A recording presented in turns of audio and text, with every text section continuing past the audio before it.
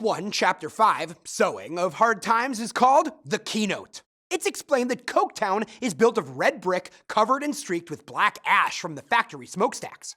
The city's canal runs black, and the river runs purple from textile dyes. The other city buildings are interchangeable. The jail might have been the infirmary might have been the jail, the town hall might have been either, or both. There are 18 churches, but none are well attended by the workers.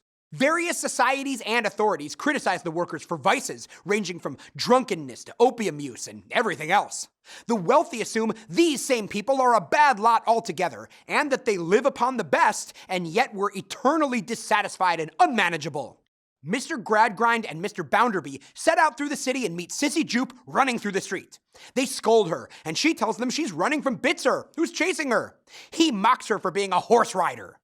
The men send Bitzer home and escort Sissy, who is taking medicine to her father, specifically a bottle of 9 oils, a primitive remedy for the aches and pains he suffers from executing the acrobatics of his performances, back to the circus. The grim environment of Coketown and the anonymous nature of its buildings reflect the oppression experienced by Coketown's working residents. The description of the extreme pollution highlights the dangers of this environment. The wealthy classes and middle classes look down on the poor and presume the worst of the factory workers, known as the hands. They also make inaccurate assumptions about the living conditions these hands experience.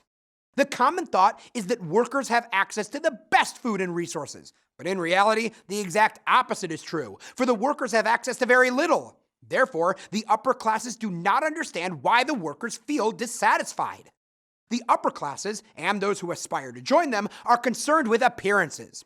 Mr. Gradgrind and Mr. Bounderby admonish Sissy Jupe for running in the street, behaving like a child, because such behavior is inappropriate and looks bad.